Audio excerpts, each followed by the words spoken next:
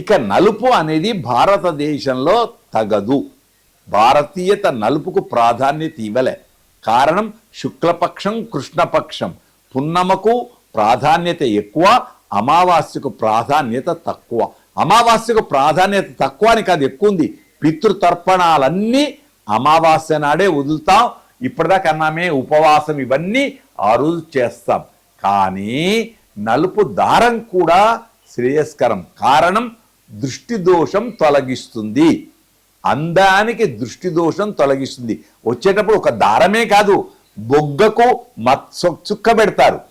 ఎప్పుడు పెళ్లిలోనే కాదు, 60 ఏళ్లకు షష్ఠబ్దికి పెడతారు. ఎందుకు పెడుతున్నారు? దృష్టి దోషం పోవటానికి. కనుక నల్ల దారం. 2, ఈ మధ్యలో వచ్చిన ఆరాధనలో, అయ్యప్ప ఆరాధనలో నలుపు వస్త్రాలే ధరిస్తున్నారు. కారణం అన్నిటికీ దూరంగా ఉండి చక్కనైన ఆరాధనలు చేయటానికి. కనుక ఏదైనా సృష్టిలో సప్తవర్ణాల్లో నలుపు కూడా ఒకటే, కనుక దోషం లేదు. కానీ మన భారతీయత నలుపుకు ప్రాధాన్యం ఇవ్వలే. తెలుపుకు తేట తెలుగులా స్వచ్ఛమైన వెలుగులా, కనుక తెలుపుకే ప్రాధాన్యత ఇచ్చింది మన భారతదేశపు వైభవం. ఇది చాలా గొప్ప ప్రశ్న. ఎందుకు వెయ్యాలి?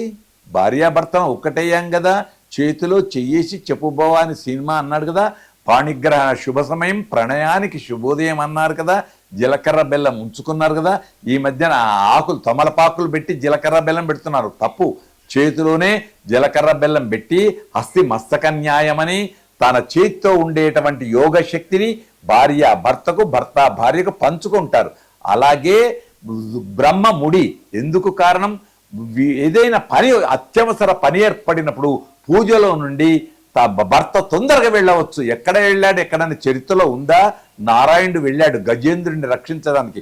శిరికించెప్పడు శంఖచక్ర యుగమున్ చేదోయి సంధింపడని పోతన్న అన్నట్టు వెళుతూ ఉంటే ఎట్లా వెళ్లకుండా ఉండాలంటే మన పూర్వీకులు కల్పించింది బ్రహ్మముడి బంధం. దివిలో నిశ్చయము, భువిలో పరిణయం. కనుక ముడి వేస్తారు పూజలల్లో. ఆ ముడి బంధం ఎందుకంటే తొందరగా పరిగెత్తుకొని వెళ్లకుండా ఆది దంపతుల వలె, అర్ధనారీశ్వరుల వలె కలిసిమెలిసి ఉండి పూజ అంతా అయిపోయిన తర్వాత ఆడపడుచో పంతులు గారో ఆ బ్రహ్మముడి విప్పితే వెళ్ళడం అనేది మనం కల్పించుకున్న ఆచారం. అందుకే దేవతలకు కూడా యోవేతామని బ్రహ్మగ్రన్యం కుర్యాత, ఆఖరుకు బ్రహ్మముడి దేవతలకు కూడా మనం ఏది పాటిస్తున్నామో దేవతలకు కూడా అది పాటింప చేస్తున్నాం. మంచిదే, కాదని కాదు. కాకుంటే పూజలో నుండి తొందరగా ఫోన్ వచ్చింది అని మాట్లాడినట్టు వెళ్ళటానికి వీలు లేకుండా ఏకాగ్రత కోసం ఏర్పరచుకున్న, పూర్వీకులు ఏర్పరిచిన గొప్ప పద్ధతి బ్రహ్మముడి. దివిలో నిశ్చయం, భువిలో పరిణయం. బ్రహ్మ రాసిన రాతను ఎవ్వరూ మార్చలేము. అందుకు బ్రహ్మముడి గొప్పది, శుభం. చిటికన వేలును పట్టుకోవాలి ఎందుకు అని ఇది వచ్చింది ఆచారంగా. చిటికన వేలును పట్టుకుంటే ఆడబిడ్డలు పుడతారుని పెద్దల యొక్క వాక్కు. అసలు చిటికన వేలును పట్టుకోవడం ఎక్కడనో మనకు తెలియదు. పాణిగ్రహణ శుభ సమయం, దాని పేరే పెళ్లి, వివాహము, ఉద్వాహము, పరిణయము. పాణిగ్రహణం, పాణి అంటే చెయ్యి, చేతిలో చెయ్యేసి చెప్పు. సినిమా కవులు కూడా అదే చెప్పారు.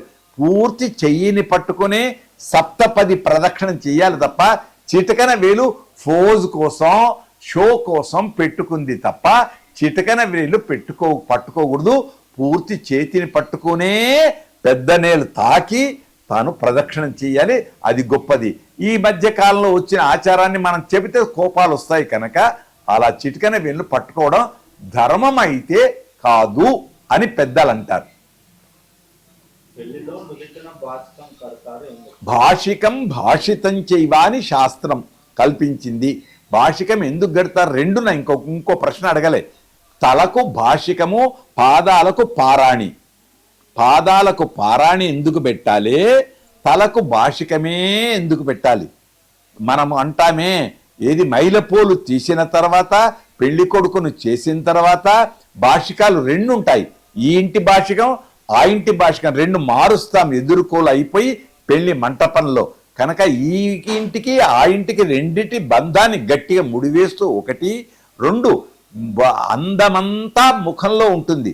సర్వేషు గాత్రేషు శిర ప్రధానం, అన్ని అవయవాల్లో తల ముఖ్యమైంది కాబట్టి ఆ శిరస్సులో పైననేమో జీలకర్ర బెల్లం, నుదుట ఇది భాషికం, నుదిటి భాషికం. ఈ మధ్య కాలంలో వచ్చింది బంగారు చిన్న భాషికం పెడుతున్నారు.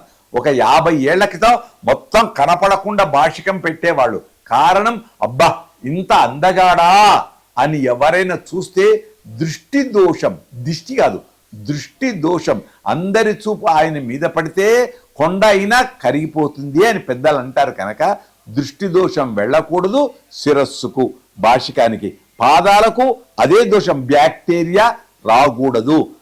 అందుకోసం 2 దృష్టి దోషం కోసమే పారాణి కానీ